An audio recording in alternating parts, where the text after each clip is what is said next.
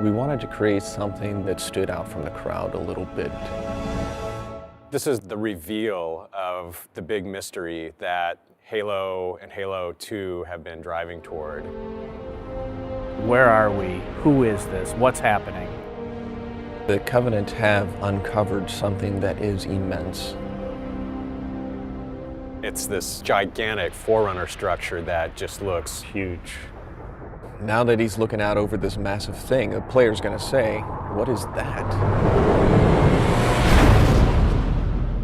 The other part of the story that's important, of course, is that Cortana is in trouble. I'll detonate in Emberclad's reactor just like we did the Autumns.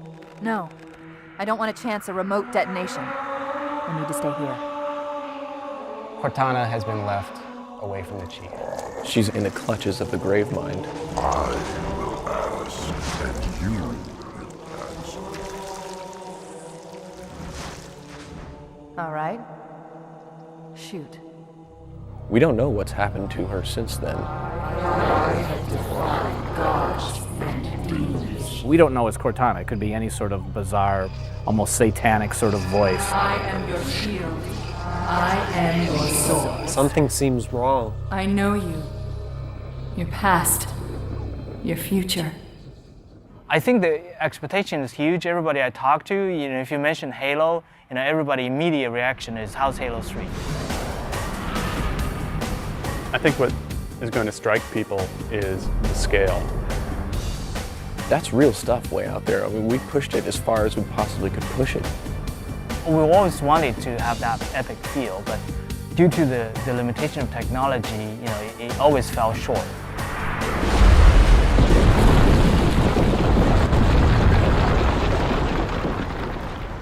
When you're working in high definition, it's a very unforgiving environment.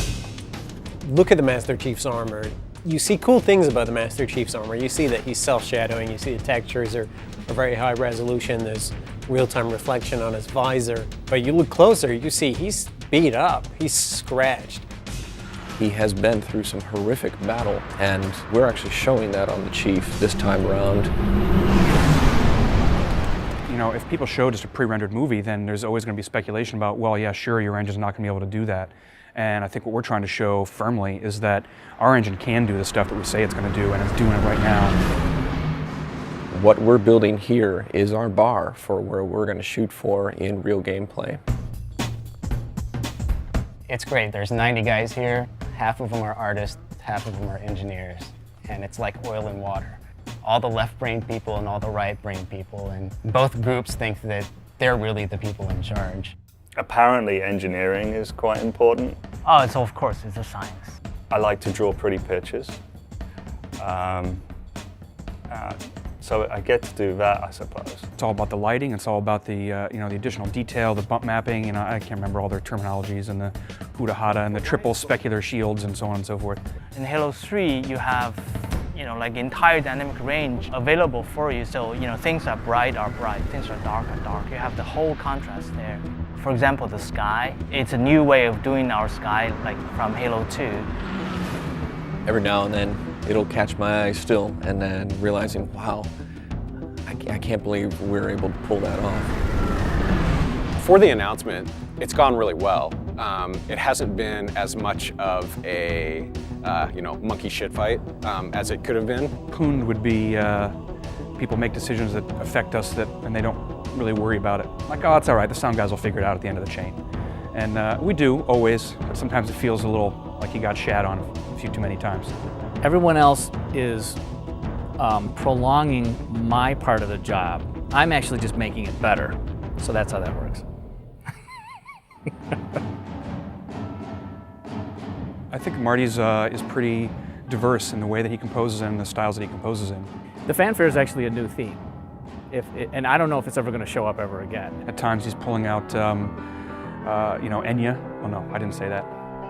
At times he's paying homage to other artists. There are no monks singing in this. The only hint that I want to give anybody that this is Halo is that I'm going to be in E Dorian.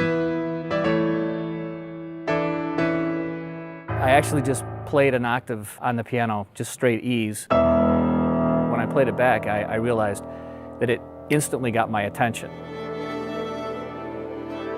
For this one, we had a great session with live orchestra, which is a bit above and beyond what we've done in the past. Master Chief is coming out of a desert, blowing heat, wind, completely obscured. So I wanted it to sound almost ethereal, just to bring some tension in and then have it open up slowly. The music and the sound is all about the drama. I'm just trying to absolutely score the drama of this moment. I mean, I think in the end, you're absolutely going to be able to play exactly what you're watching in this trailer.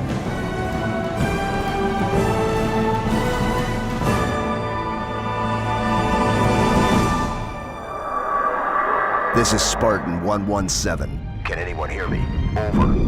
Well, we had such a great ending to Halo 2, where Master Chief said, I want to finish the fight. Master Chief, you mind telling me what you're doing on that ship? Sir, finishing this fight. Which had most Halo players universally screaming and throwing their controllers at their TVs because they didn't get to finish the fight. Well, I didn't say anybody threw their controller. They might have dropped it in amazement.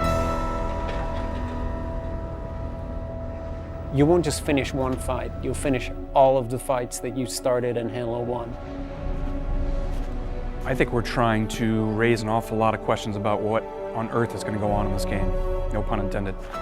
We want this to be the Return of the King. We want this to be the final chapter in an epic trilogy.